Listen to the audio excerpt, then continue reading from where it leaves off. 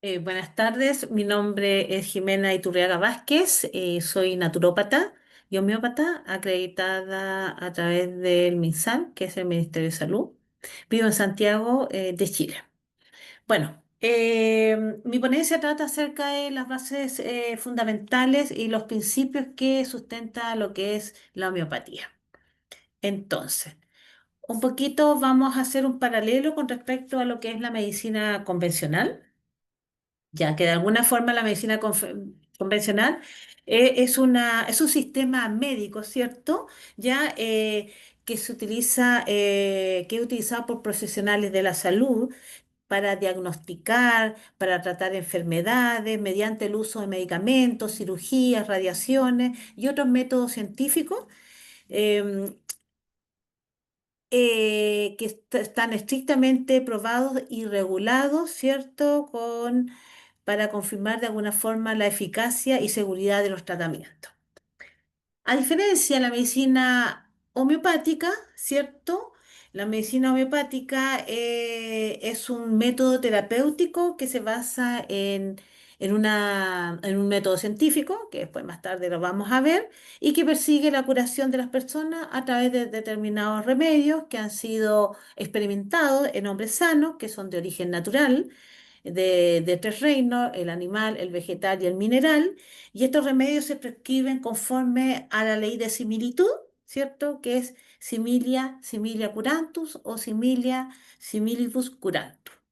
Bueno, en ambos hay un plan médico, ¿cierto? Que es la información sobre las enfermedades del paciente, aspectos del tratamiento a seguir, se ha tenido lo que son operaciones, ¿cierto? Ya todo lo que se refiere a una hospitalización. Eso es como lo base de todo. Pero la diferencia con la medicina homeopática es que tiene una doctrina, ¿cierto? Entonces, ¿qué entendemos por doctrina? Entendemos por doctrina que es el conjunto de principios, leyes y conocimientos que se consideran válidos y aplicables, ¿ya? Y que son los que sustentan los tratamientos con homeopatía. Y esa es la gran diferencia. Entonces, vamos a lo que vinimos. ¿Qué es la homeopatía? El concepto de homeopatía etimológicamente, ¿cierto? Se divide en el griego ors, que es igual, y patos, que es sentimiento. Entonces, la definición precisa y exacta, ¿cierto? Y se la voy a leer, que es un método terapéutico que consiste en la administración de pequeñas cantidades de una sustancia farmacológicamente activa y altamente diluida que estimulan el sistema inmune creando los mismos síntomas que sufre el paciente, aumentando la capacidad del organismo para normalizar su fisiología en el curso de una afección, en el curso de una afección o de enfermedad. De alguna forma se trata de una medicina natural creada por el doctor Samuel Hahnemann y basada estrictamente en la ley de similitud, que ya vamos a ir avanzando y explicando qué es la ley de similitud. O sea que, de acuerdo a los síntomas, ¿cierto?, presentados por el paciente, se busca un medicamento, ¿cierto?, ya que ha sido patogenizado o ha sido experimentado en el hombre sano, ¿cierto? De alguna forma y ha dejado constancia en las materias médicas. Por lo tanto, el medicamento que le vamos a dar a nuestro paciente es a imagen, ¿cierto?, de los síntomas que ha presentado nuestro paciente. Por lo tanto, el medicamento es la imagen, ¿cierto? No es la imagen como identidad, sino que el idéntico, sino que es la imagen de similitud, porque es un 99% lo más cercano que lo que nosotros podemos encontrar en un paciente. Entonces, un poquito aterrizando, ¿cómo parte lo que es la homeopatía? ¿Cierto? Primero que nada parte a través del primer médico, ¿cierto? Que ustedes deben conocerlo, ¿cierto? Y que se ha estudiado a través de Hipócrates, llamado Asclepiades, ya de la isla de Kos, en la cual él propuso, ¿cierto? Ya que lo primero que hay que hacer es no dañar, ¿cierto? Es no dañar al paciente con los tratamientos médicos. Entonces, también dejó bien claro que las enfermedades pueden ser curadas por medio de medicamentos que tengan sus mismas propiedades. Entonces, él también aparece ahí el simila curantus, ¿ya? Entonces, aquí nos encontramos con dos características de la medicina en aquellos tiempos.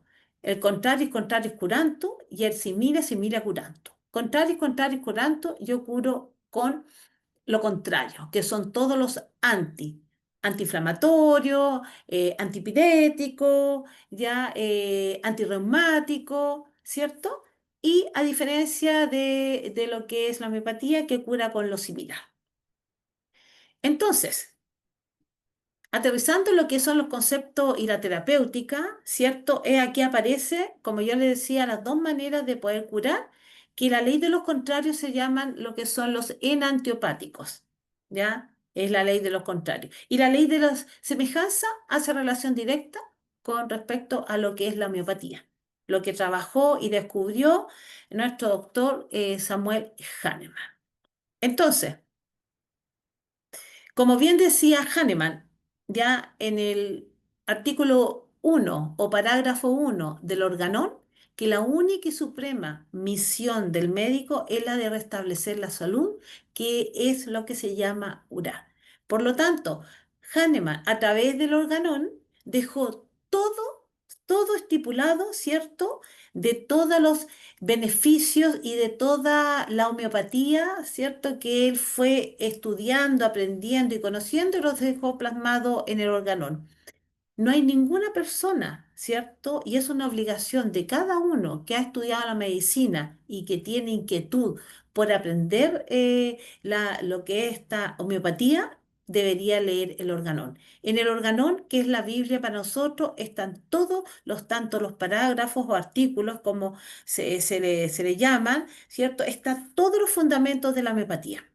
Es un poco más difícil de leer, ¿cierto? El organón porque es como tiene una escritura bastante filosófica, pero después con el correr del tiempo han habido otros homeópatas que han hecho interpretaciones de cada uno de los parágrafos que se hacen mucho más amigable a la lectura y a la comprensión de lo que es la homeopatía.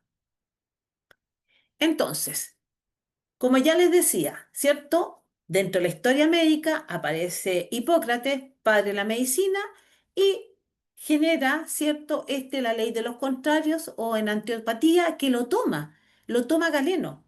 Galeno es el padre de la medicina convencional y toma como frase para sí la ley de los contrarios. Y es ahí donde aparecen todos los remedios en antiopáticos. Pero sucede que después surge Paracelso, que Paracelso está absolutamente ya de alguna forma arremete contra todos estos tratamientos que son purgativos, lavativas, ¿cierto?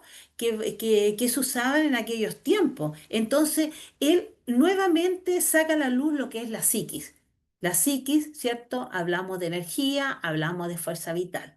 Y es ahí donde Hahnemann, ¿cierto? También de alguna forma descontento por todas estas manipulaciones, ¿cierto? De estos tratamientos purgativos, eh, no está de acuerdo y dentro de la observación encuentra, ¿cierto? Que hay que sanar, ¿cierto? A través de la similitud de los medicamentos homeopáticos. Entonces ahí está plasmado la ley de los contrarios, que es la enantiopatía, que es la medicina convencional, y la ley de los semejantes, cuando se vuelve a retomar lo que es la fuerza vital a través de lo que es la homeopatía. Entonces, siguiendo con la historia, Galeno, ¿cierto? Hace su terapéutica en combatir la causa principal del mal, ¿cierto? Con puras sustancias contrarias. Contrarios, curando. No se olviden. Y Paracelso, ¿cierto? Ya relaciona la naturaleza con los cambios meteorológicos, los astros, todos los cambios que hay en el ser humano, retoma el concepto de la fuerza vital, de la psiquis, tan importante en la homeopatía, ¿cierto? Y arremete contra todo, igual como Hahnemann contra todas las prácticas purgativas. ¿ya? Entonces, eso hace que más se manifieste lo que es lo similar, cura con lo similar. Entonces, dentro de la ley de los contrarios o en antopatía, el camino que será seguido por siglos por Galeno y toda la medicina científica contemporánea hasta los días de hoy, y podríamos llamar la medicina oficial, la medicina convencional. En cambio, la ley de los semejantes, que es la homeopatía, que es la doctrina, recuerden que la doctrina son principios, leyes y conocimientos, fue seguida por muchos adeptos a esto que era yo curo con lo similar sin dañar, Tomás de Aquino y por los llamados vitalistas, que es ahí aparece lo que es la fuerza vital, que luego Samuel Hahnemann concreta de manera práctica la aplicación de esta bellísima manera de curar con lo semejante. Entonces, de alguna forma, ¿cierto? La homeopatía como tal aparece con Manuel Hahnemann, que él nació en Dresden en el año 1755 y se graduó como médico y cirugía en el año 1776, ¿cierto? Eh, Cuando le costó mucho estudiar porque no eran de familias muy adineradas, por lo tanto él ayudaba a su padre en una fábrica de cosas de porcelana que tenía. Era una persona muy erudita, una persona con mucha capacidad de observación. Ya en el transcurso del tiempo también fue farmacólogo, toxicólogo, médico. Y además también empezó a estudiar mucho y aprendió muchos idiomas. Era realmente un políglota, o sea, sabía como cuatro o cinco idiomas. Y murió en París en el año 1843 a la edad de 88 años. O sea, ¿qué significa la edad de 88 años? Que o sea, había vivido más de lo que la gente vivía en aquellos tiempos. En estos tiempos, a la altura del 2025, la gente muere a los 88, 90. Imagínense ustedes la vitalidad de ese hombre, ¿cierto? Como para vivir 88 años en aquellos tiempos, ¿cierto? Bueno, Hahnemann, después de titulado, ejerció la medicina porque estaba muy contento con querer sanar a las personas, pero de alguna forma vio que sus convicciones con respecto a la aplicación de la medicina que estaba instalada en aquellos tiempos, ya como que no estaba de acuerdo con eso. Por lo tanto, ¿cierto? De alguna forma, y fue debilitando, ¿cierto? Lo que es ese precepto de la medicina como tal. Y de alguna forma, ¿qué es lo que hace? ¿Cierto? Abandona el ejercicio de la medicina, ¿ya? Y como abandona el ejercicio de la medicina, y tenía que mantener una familia, ¿cierto? Trabaja muchos años como traductor, porque tenía el dominio de muchos idiomas. Entonces, es ahí donde Hahnemann conoce, ¿cierto? Conoce dentro de los libros que estaba leyendo y traduciendo, le aparece un libro de William Cullen, que es un escocés, que escribió acerca de la corteza de la quina o de la quinina. Y que a través de la traducción, Cullen decía que él que se sanaba, ¿cierto?, la malaria debido al sabor amargo. Pero Hahnemann de repente cuestionó un poco esos principios, los cuestionó, porque realmente no entendió a qué se refería. Entonces, él pidió una explicación, ¿cierto? Que no la pudo encontrar y él mismo empezó a experimentar con lo que era la quina. Y fue la primera experimentación en la cual él se dio cuenta, ¿cierto? Ya consigo mismo y descubrió que la quina le producía los efectos de la malaria, ¿ya? Y que si dejaba de tomar quina, ¿cierto? Se le quitaba los efectos de la malaria, que era la fiebre. Entonces es aquí donde él desarrolló el principal fundamento de la homeopatía, que es la ley de los semejantes. Entonces, Eh, ahí cuando ya evocándonos un poquito a lo que es la terapéutica y cuando de alguna forma se reconoce, la OMS reconoce la terapéutica homeopática en el año 1976. aunque no la normaliza ni la regula, pero sí recomienda, ¿cierto?, aplicarla en todas las disciplinas de salud en todo el mundo por su efecto, ¿cierto?, ya de sanación que tenían en los pacientes. Entonces, la OMS reconoce, pero no la regula. Y eso es lo complicado, porque debería regularla para poder practicarla junto con la medicina convencional. Volviendo a los conceptos generales de homeopatía, aquí vamos a ir entendiendo un poquito cuáles son los principios en los que se funda la homeopatía. Entonces, para curar, dice Hahnemann, radicalmente ciertas afecciones crónicas, se deben buscar los remedios que provoquen normalmente en el organismo humano una enfermedad lo más análoga posible, ¿ya? Que es, el principio es lo similar cura lo similar. Y en eso se enfocó Hahnemann desde que vio que la medicina convencional, más que sanar a las personas, los debilitaba, los enfermaba y se morían. Entonces, ese fue el enfoque principal que tenía Hahnemann desde que rechazó la medicina convencional. Entonces, ¿cuáles son los principales fundamentos de la homeopatía? Bueno, aquí tenemos cuatro principales fundamentos de la homeopatía en la cual se basa, ¿cierto?, esta doctrina. Administrar solo medicamentos que han sido experimentados previamente en personas sanas, escogerlos de acuerdo a la ley de similitud, emplear dosis pequeñas y el principio de medicamento único. Entonces, es aquí donde la doctrina homeopática se funda en estos principios, ¿cierto?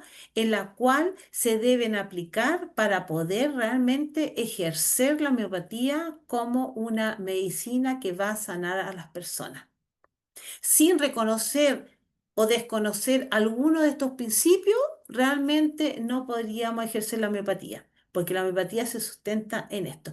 ¿Y qué significa cada uno de estos principios? Bueno, es aquí donde Hahnemann, cuando empezó a experimentar con respecto a la quina, que fue dentro de lo que es la lectura y la traducción que hizo a través de los libros de Cullen, ¿cierto? Él experimentó también en el sujeto sano, que es la patogenesia, que es el primer principio tan importante, ¿cierto? Dictado, ¿cierto? Como principio fundamental de la homeopatía. ¿Qué significa? Similitud de los síntomas producidos experimentalmente en un hombre sano, en este caso el mismo, que era con la quina, eran los que el medicamento podía curar luego que en el enfermo ya se basaba en la similitud de los síntomas diagnosticados. Entonces, ¿qué significa esto? La experimentación en el hombre sano. En aquellos tiempos, ¿cierto?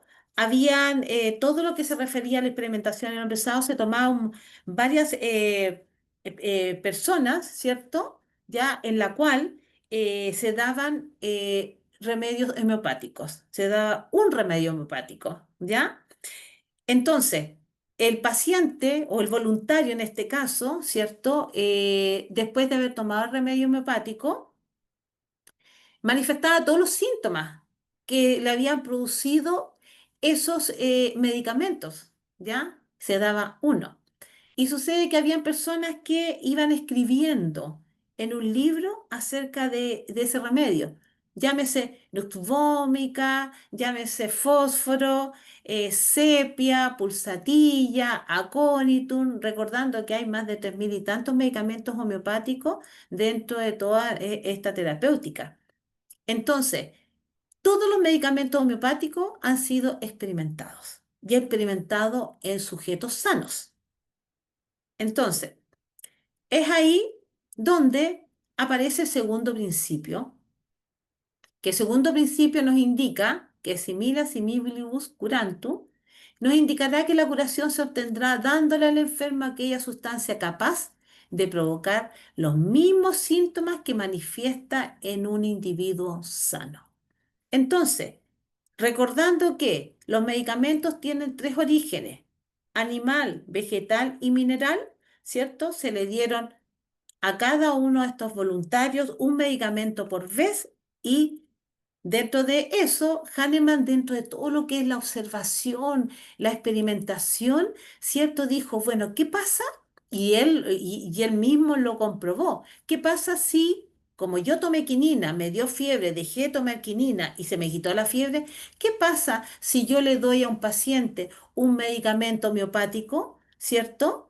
¿Ya? Que tenga las mismas características que viene el paciente y hace la relación de similia similibus curantur. Entonces él, ahí se plasmó esta hermosa frase en la cual todo medicamento homeopático ha sido patogenizado, por lo tanto nosotros tenemos materia médica. Qué es lo que le va a ocurrir al paciente cuando toma ese medicamento? Por lo tanto, ese paciente podría tener una crisis curativa, una exacerbación de los síntomas o podría tener una agravación homeopática si estamos hablando de una dosis demasiado alta para un paciente. ¿Ya? Entonces, ahí tenemos el segundo principio. La susceptibilidad es un concepto súper importante para nosotros porque habla de la individualidad que todos tenemos. Entonces, el qué le hace enfermar a cada uno y el cómo se enferma a cada uno es lo que en homeopatía se llama susceptibilidad propia de cada persona. Entonces, esta susceptibilidad a la enfermedad es la que hace que cada individuo tenga también su propio proceso de retorno a la salud. Entonces nosotros sabemos, por ejemplo, que una persona puede ser que tenga jaqueca.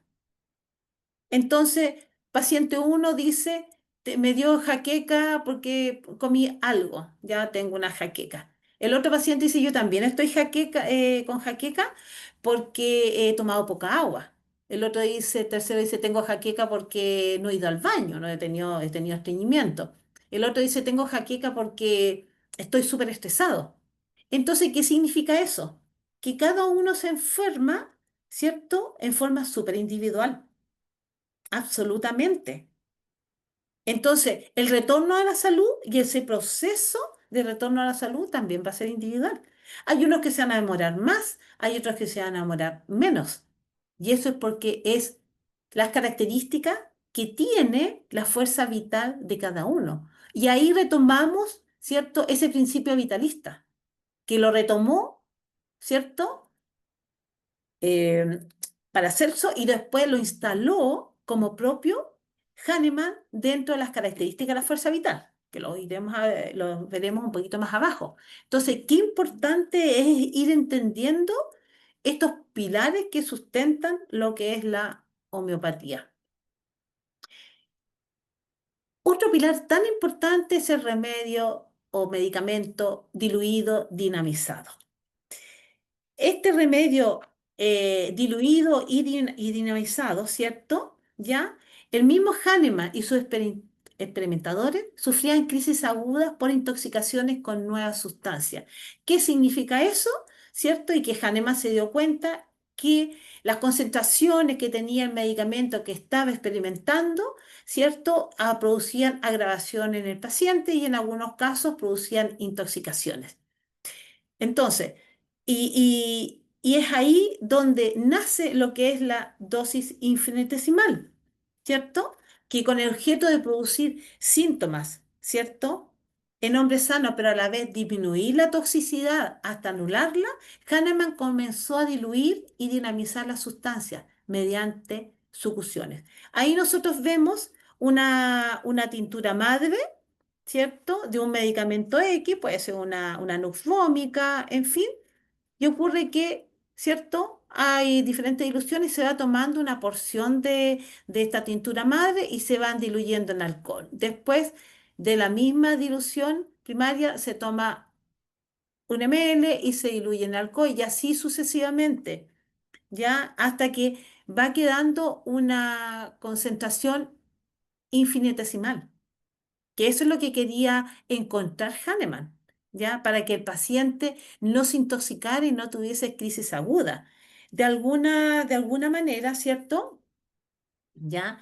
El efecto de la agitación, ¿cierto? Que es la sucusión, produce una energización dentro del medicamento homeopático. Todo medicamento homeopático debe ser succionado, ¿ya? Porque así le está imprimiendo un movimiento, una agitación para hacer más potente el medicamento, ¿cierto? Que ha sido diluido y dinamizado, ¿ya? Entonces, ahí tenemos nosotros este medicamento, ¿ya? Diluido y dinamizado, que vendría siendo el tercer principio, ¿ya? Pilar importante dentro de lo que es la homeopatía. Y el medicamento único. El medicamento único, ¿cierto? Es aquel en el cual, ¿cierto? Se basa principalmente que fueron experimentados uno a uno en cada paciente voluntario, ya, y así para obtener la patogenesia, que es la historia del medicamento, y es de ahí donde se sacan las materias médicas, porque solamente de esa sola manera, al dar un solo medicamento, podemos aplicar la ley de semejanza inclusive hasta con un riesgo mínimo, ya de error observado, ya, ya que es ahí donde se puede observar solamente con un medicamento lo que le ocurre al paciente, porque si hubiesen dos o tres o más medicamentos, no sabríamos cuál de todos los medicamentos le está produciendo alguna crisis muy fuerte al paciente o tal vez una agravación homeopática.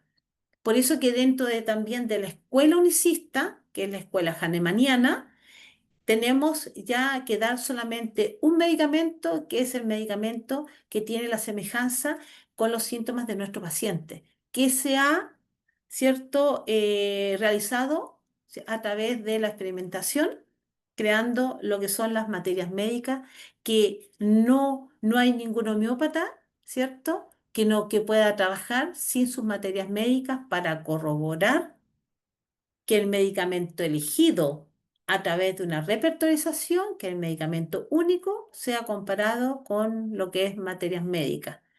Inclusive a veces es necesario usar dos materias médicas para tener plena seguridad de que el medicamento elegido, el único, ya por el homeópata, sea el que se le va a dar a nuestro paciente. Entonces, si entendemos nosotros lo que son los fundamentos de la homeopatía, ¿cierto? Medicamento único, lo que es la experimentación en el hombre sano, lo que es la ley de similitud y la dosis infinitesimal, tenemos que hablar también de la filosofía vitalista, porque de aquí proviene, de este entender de la filosofía vitalista, proviene lo que es la fuerza vital. Entonces, la homeopatía es una filosofía vitalista que le atribuye toda la causa de la enfermedad a las perturbaciones de la fuerza vital, ¿ya? Hipotéticas, mencionaba Hahnemann. Y estas perturbaciones se manifiestan en síntomas. ¿Cuántas veces nosotros no nos hemos indispuesto, nos hemos malogrado, han aparecido síntomas desagradables, no por haber comido algo, sino por haber pasado un mal rato, ¿cierto? Ya mentalmente y nos indigestamos. La comida nos hizo mal, sabiendo que esa comida siempre nos había hecho bien. Entonces, y también, por lo mismo, a veces hay, ¿cierto? Alimentos que nos pueden hacer mal, ¿cierto? A veces hay, el clima nos puede hacer mal. De repente, personas que ir al mar, ¿cierto? A la cordillera, en fin, les hace mal. Entonces, ¿qué significa eso? Que de alguna forma las noxas, tanto externas como el ambiente, ¿cierto? El clima, la temperatura, nos pueden afectar. Y así también como las noxas internas, que es todo lo que uno siente, piensa, dice, percibe de los demás. Entonces, todo eso produce perturbaciones que se manifiestan en síntomas. Pero lo más importante es que todo parte por nuestra mentalidad, ¿ya?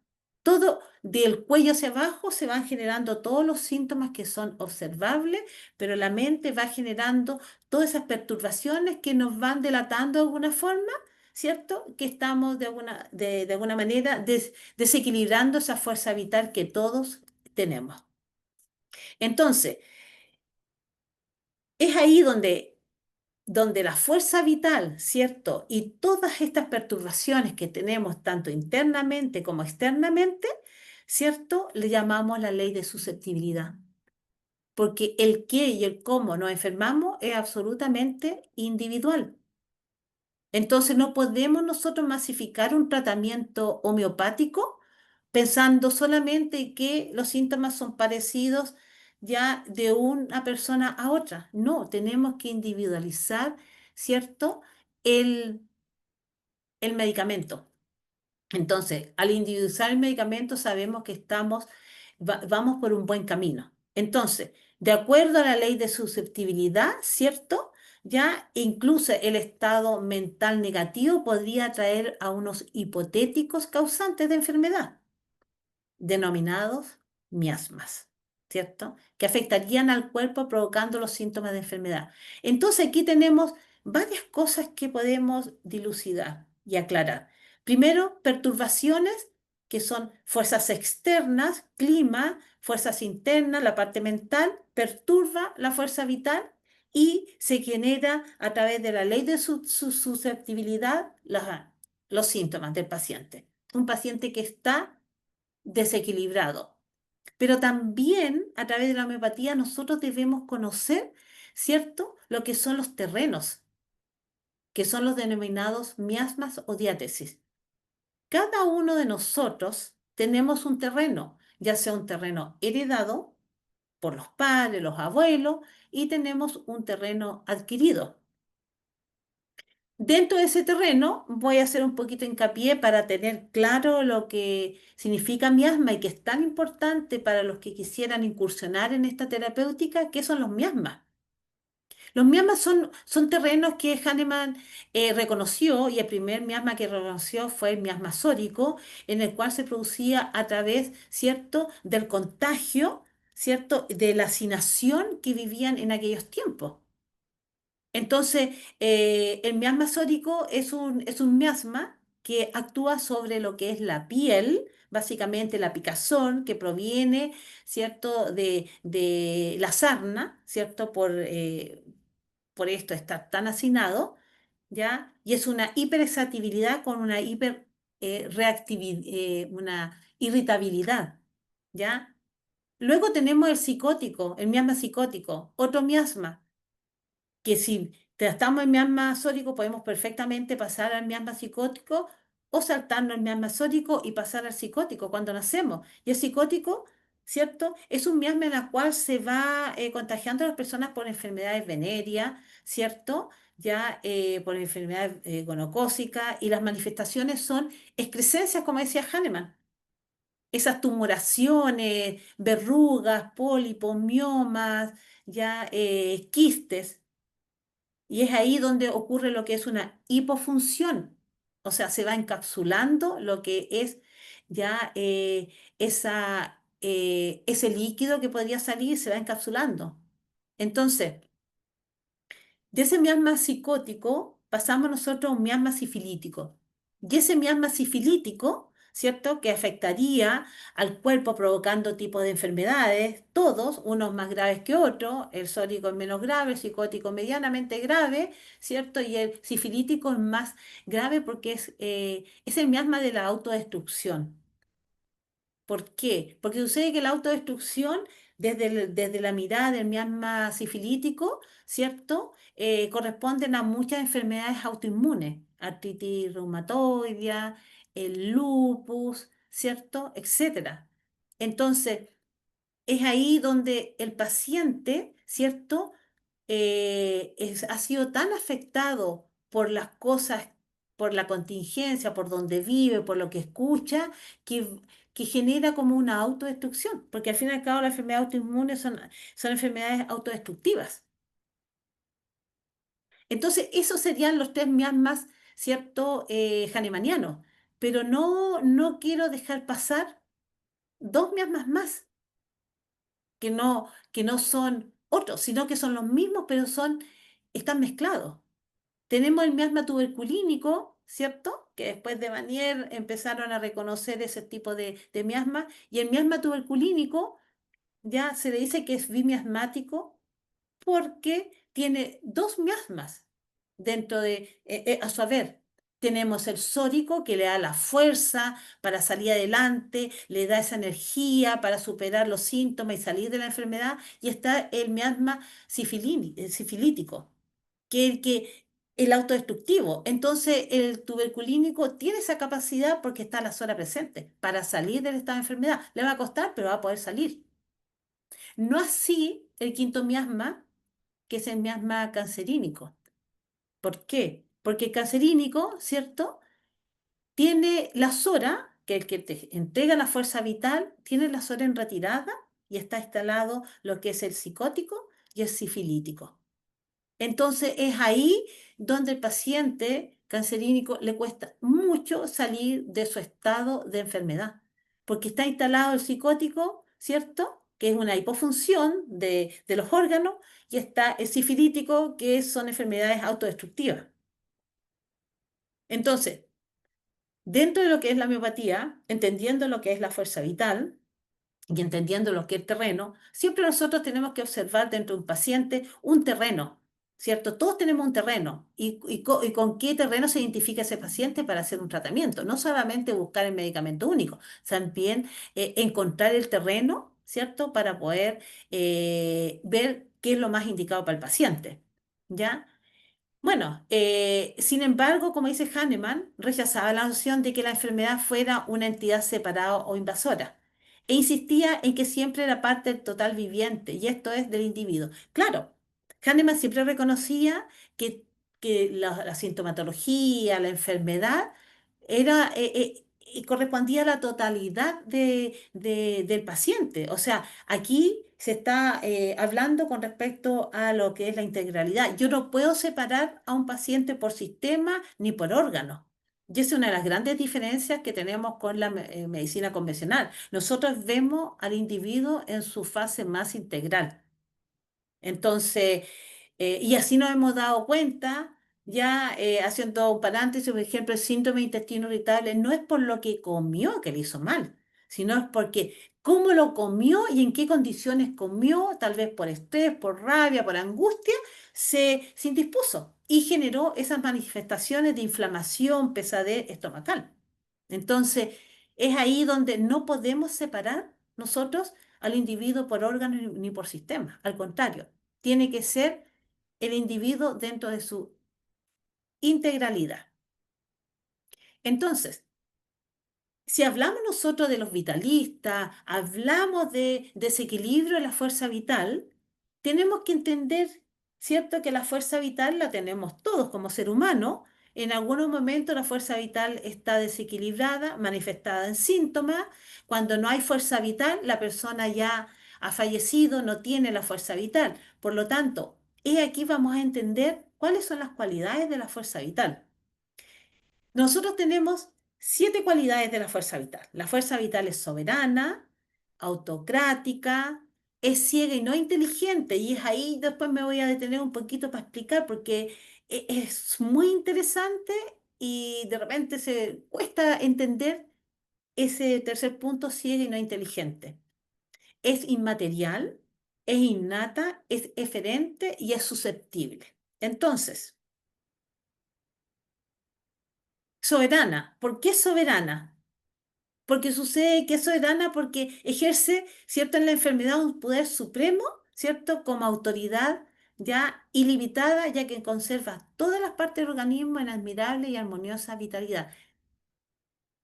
La fuerza vital soberana, porque comanda todo, todos los sistemas, todos los órganos, ¿cierto? Cuando hay una noxa externa se produce un desequilibrio, ¿cierto? Es ahí donde se va presentando ese síntoma. Pero en general comanda todo, o sea, la fuerza vital, no hay ninguna parte del cuerpo de cada uno de nosotros que no sepa qué es lo que está pasando, ¿ya? Es autocrática. ¿Por qué es autocrática? Porque la energía vital acentúa la cualidad de ejercer el poder por sí sola y por sí misma. O sea, no hay nadie que la mande porque ella es la que dirige y tiene ese poder para dirigirlo solo, la fuerza vital. Concepto súper importante para entender de alguna forma cómo se va aplicando, ¿cierto? Y cuáles son los desequilibrios que se va presentando de la fuerza vital en un paciente. Ciega y no inteligente. Nosotros entendemos que es ciega y no es inteligente, nos parece como medio extraño, pero sucede que es ciega ya que no puede establecer la salud por sí solo. por no descubrir el camino de retorno. Y no es inteligente porque es incapaz de reflexionar a fin de encontrar el medio más adecuado para regresar al equilibrio primitivo. Entonces, un poquito explicando, es ciega, porque sucede que cuando una persona está en un desequilibrio, tiene lo que es una sintomatología, no sabe, no encuentra cuál es el camino para retornar a la salud, ¿ya? No, es incapaz de reflexionar para dónde va el camino para restablecer la salud. Entonces, es ahí, ya en este punto, donde al usar la escuela unicista, ¿cierto? Utilizando el medicamento único, ya llega el medicamento, ya con los síntomas del mismo paciente que se le entrega al paciente con esa fuerza vital desvitalizada. Entonces, ¿qué es lo que hace este medicamento que tiene las mismas características? La subyuga. Subyuga la fuerza vital que está enferma, desvitalizada, y este remedio le da la orientación de sanación, le da la luz para retornar a la salud y le da la reflexión para entender cómo va a ser el proceso de sanación. Entonces, es ahí donde el remedio homeopático único de cada uno de nosotros, ¿cierto? Va a actuar, va a subyugar a la fuerza vital desvitalizada y se va a instalar en el cuerpo de la persona que está enfermo. Por eso es que es tan importante lograr sacar el remedio único de cada uno de nuestros pacientes a través de la jerarquización, ¿cierto?, de los síntomas, que antes se ha hecho una buena anamnesis, y a través de una repertorización, sacando el medicamento y leyendo materias médicas confirmando que el medicamento único, ¿cierto?, tenga las mismas características que mi paciente. Y es ahí donde aplicamos el similia similibus, ya, curando. Pero sucede que tenemos más características de la fuerza vital, ¿cierto? Esta fuerza vital es inmaterial, ¿ya? Porque está relacionada con la invisibilidad. Nosotros no la vemos, no la tocamos, ¿cierto? Porque sucede que la fuerza vital hace y el modo cómo lo realiza son un misterio para nosotros. Porque sucede que la fuerza vital, si estamos vivos, ¿cierto? Existe. Solamente el hecho de vivir, respirar, ¿cierto? Sabemos que tenemos fuerza vital. Y cuando empieza un proceso de desequilibrio, ahí uno también se va dando cuenta, ¿cierto? Que hay un desequilibrio en la fuerza vital. Entonces, cuando la persona fallece, es ahí donde se extingue el ser humano, se extingue la fuerza vital de esa persona. Por lo tanto, la fuerza vital nos va, ¿cierto?, a manifestar el estado de salud que tenemos cada uno de nosotros. Y es innata. ¿Por qué es innata? Porque todo el mundo la posee. Una buena fuerza vital, una fuerza vital desequilibrada, no importa cómo sea, pero está, siempre está. Porque la vida depende de la fuerza vital, de la existencia de esa fuerza, desde la formación del embrión. Y todo tiene fuerza vital, ¿ya? Entonces, es ahí donde el otro concepto, ¿cierto? Que es la eferencia, que hace alusión un poco a que no es inteligente, porque esta cualidad la energía la adopta cuando se presenta el desarrollo de una afección local en alguna parte del cuerpo. Si bien es desconocido, tiene una dirección de adentro hacia afuera. Claro, de alguna forma podemos hacer una relación con respecto a no inteligente, porque no sabe cómo, ¿cierto? Eh, no sabe cómo tomar la dirección de sanación hacia afuera. ¿Ya? Y ahí utilizamos el otro concepto de exoneración. Cuando uno está en un proceso de sanación, tiene exoneraciones, ¿ya? Tiene exoneraciones que son hacia afuera y que dentro de lo que es la homeopatía se llama la fuerza centrífuga. Todo lo que va exonerando cuando el paciente ha sido tratado con homeopatía, nosotros lo consideramos que está bien, porque son las crisis curativas que está manifestando el paciente para ir eliminando, ¿cierto? Todas esas noxas, ¿cierto? Que nos hizo producir un desequilibrio y un estado de enfermedad. Entonces, es ahí donde esa crisis curativa, ¿cierto? Ya se ha manifestado. Pero cuando no hay crisis curativa y el paciente se empieza a sentir peor, ¿cierto? Quiere decir que hay un proceso de agravación. Entonces, ¿qué significa eso? Significa que de alguna forma la dirección no va hacia afuera, sino que al contrario, va hacia adentro. Va guardándose hacia adentro y eso va enfermando al paciente.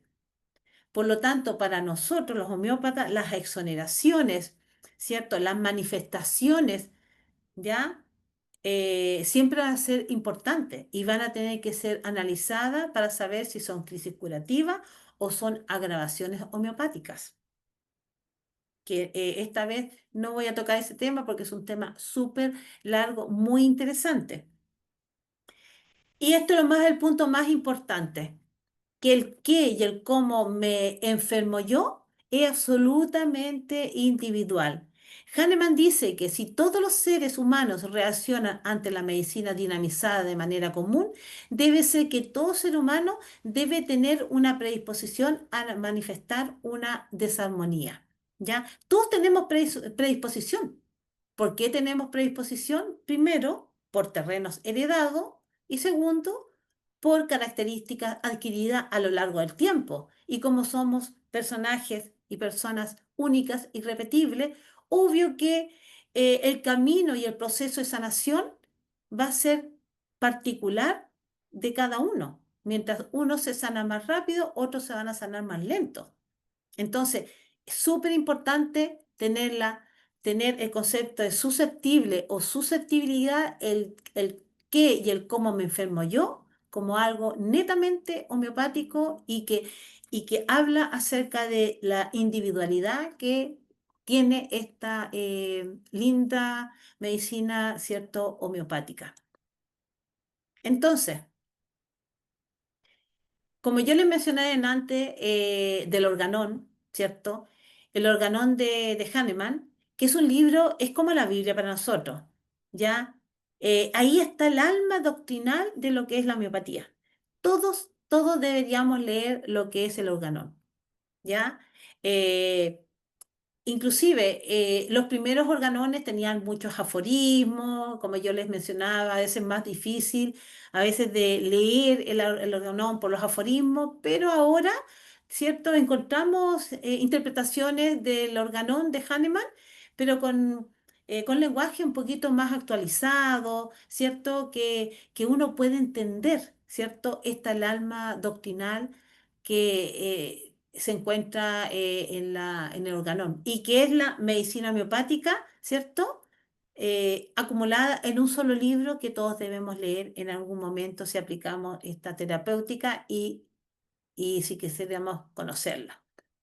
Entonces, me quise enfocar en esto porque nosotros tenemos que conocer, es cierto, que hay dos tipos de enfermedades para nosotros, ¿ya? La enfermedad nosotros sabemos que es el desequilibrio de la fuerza vital.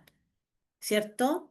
Frente a la desequilibrio de la fuerza vital y con las cualidades de la fuerza vital. Pero, ¿qué es la enfermedad para la homeopatía? ¿Cierto? La enfermedad para la homeopatía es un proceso reactivo, ¿cierto? Ya que involucra la totalidad de la persona, ¿ya? Y siendo la reacción única e individual, ¿ya? Entonces, tanto en el aspecto físico como mental, es un proceso general y dinámico, ¿ya? Es muy dinámico, que secundariamente puede localizarse, y esto es lo que conocemos comúnmente como enfermedad.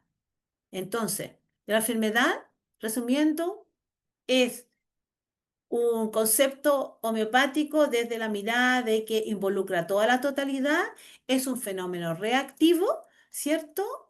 ¿Ya? Y que puede reaccionar desde la mirada física como mental de cada uno de los pacientes.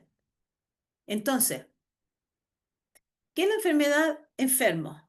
La enfermedad es un desequilibrio de la fuerza vital, ¿ya? Nosotros ya lo tenemos claro. Ese desequilibrio se produce en la totalidad del organismo, La fuerza vital, si a uno le ocurre algo en la planta del pie, la fuerza vital lo va a saber a través de los síntomas. El que cómo uno se enferma, ¿ya? Es absolutamente en base a la susceptibilidad. Y siempre uno sabe que sabe y sabe que sabe. O sea, cuando a uno le dicen, no, no sé lo que me pasa, uno siempre sabe. ¿Ya? Entonces eso es súper importante también tenerlo claro porque a veces los pacientes llegan y dicen, no sé lo que me ocurre, pero si uno va recabando información dentro de la anamnesis, llegamos, claro, tal vez no lo tengan en el consciente el paciente, pero sí, si lo tienen inconsciente, haciendo una buena anamnesis, haciendo una línea del tiempo, tal vez llegaríamos a la teología de los problemas que se presentan cuando el paciente pide una hora con un homeópata, ¿ya? Y el motivo de consulta no sabe por qué le ocurrió. Tal vez puede ser que la etiología esté ahí en la infancia. Y por eso es que es tan importante hacer una línea del tiempo y hacer una buena anamnesis. Entonces, como dice el tercer punto, el modo de presentarse clínicamente ese desequilibrio es absolutamente individual. Por tanto, la enfermedad es un desequilibrio armónico, ¿cierto?, de la fuerza vital. Es un desequilibrio armónico. ¿Y por qué es armónico?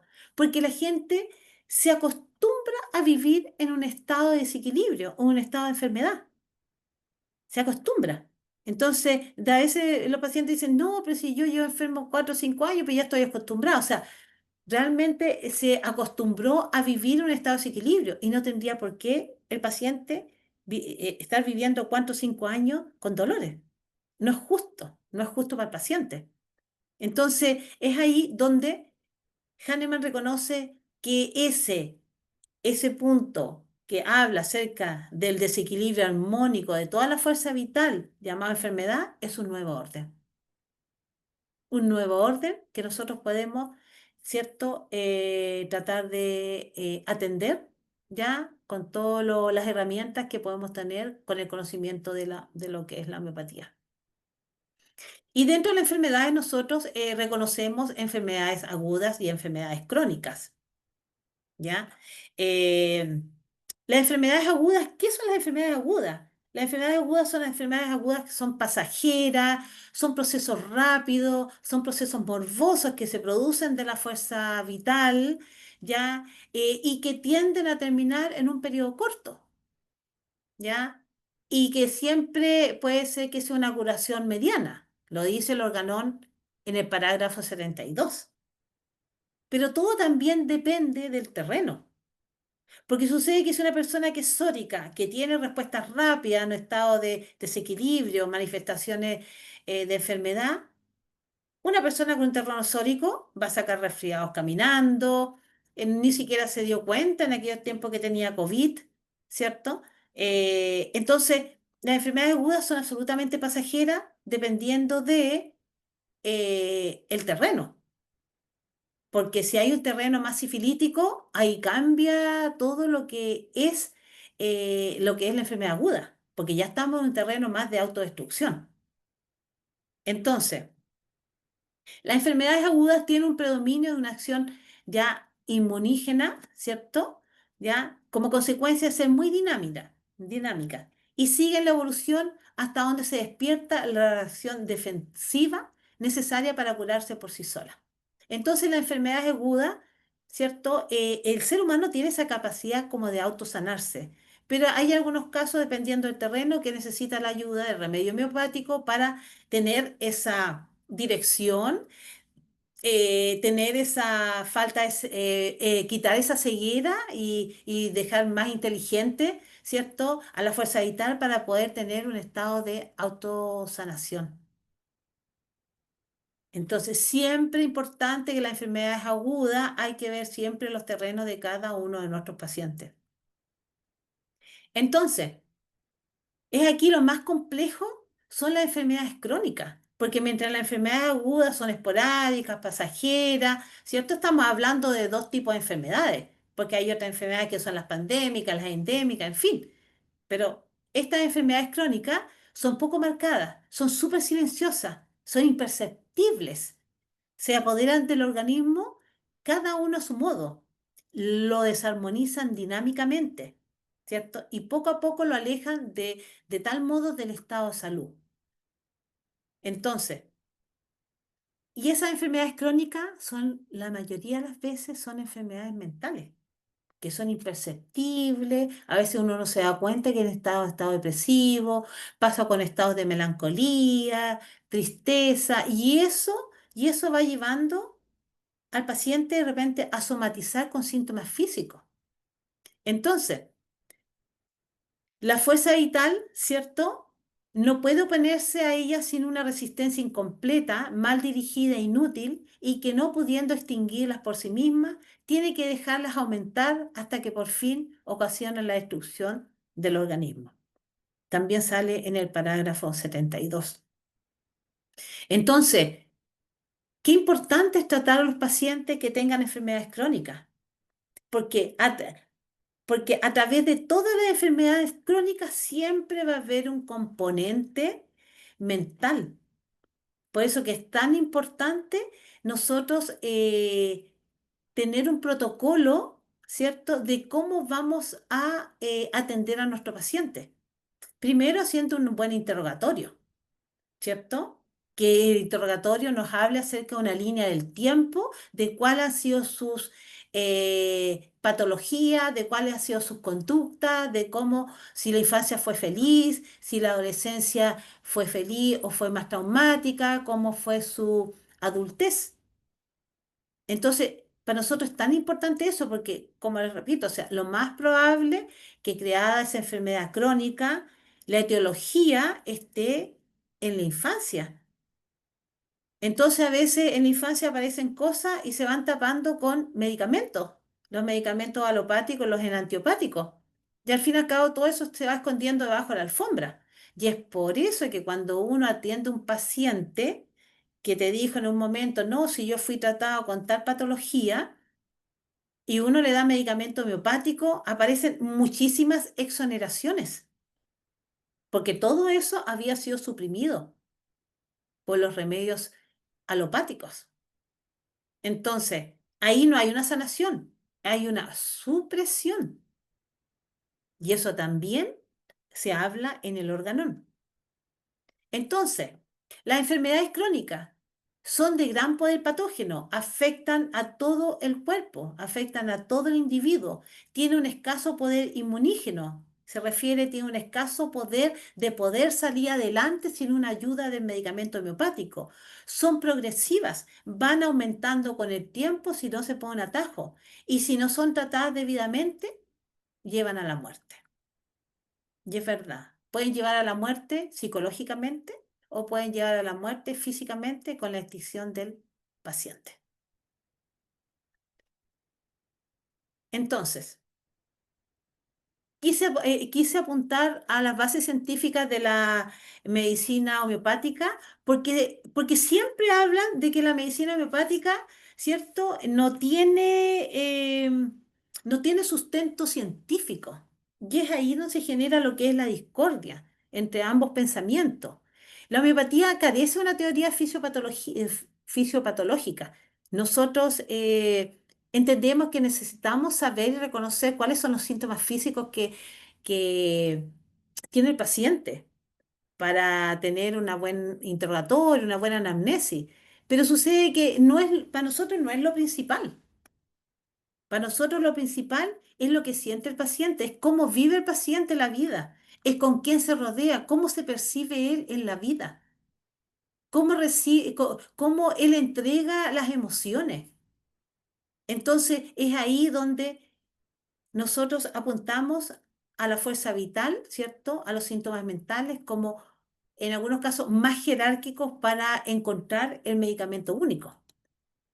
Entonces los homeópatas no aplican la teoría de la medicina clásica de definir primero el proceso fisiopatológico y seleccionar el medicamento en base a esos síntomas, sino que nosotros lo hacemos en base, ¿cierto? En base a entender, disculpen, disculpen que se me,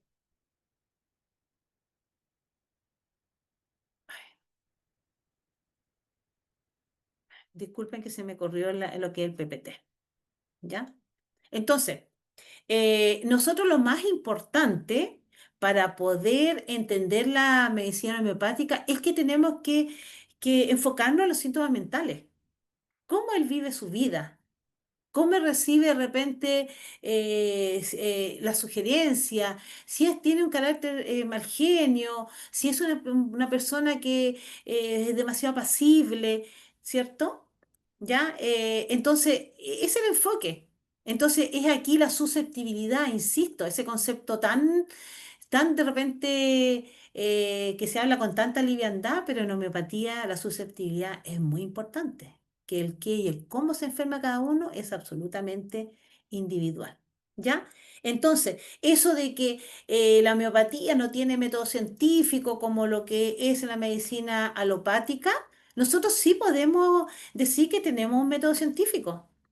Primero, la observación que tuvo Hahnemann cuando tomó la quina, ¿cierto? Y que curó la fiebre en un individuo enfermo, que es capaz de producirla en la persona sana, que estamos hablando, ¿cierto? De alguna manera estamos hablando de la experimentación y de la patogénesis. ¿Cómo que no hubo una observación? Hubo una hipótesis, esa hipótesis de que él elaboró una hipótesis dentro de lo que es la observación y su análisis de lo que ocurrió. Y dice que toda sustancia capaz de producir ciertos síntomas es capaz de curar esos mismos síntomas. Y después, ¿cierto? Experimentó. Y al experimentar, ¿cierto? Confirma la observación, verifica la hipótesis y permite la aplicación clínica. Entonces, de que no tenga un sustento científico basado en el método científico, están absolutamente errados, porque de estos tres puntos entra perfectamente en el método científico, que es observar, plantear preguntas, generar una hipótesis, conducir al experimentador, buscar la conclusión y reportar los resultados, ¿cierto?, dentro de lo que es las materias médicas. Entonces, ¿de qué estamos hablando? Es porque la medicina homeopática tiene sus fundamentos propios y que ha realmente restaurado la enfermedad de muchos pacientes sin hacer daño. Yo le dejo ese cuestionamiento, ¿cierto?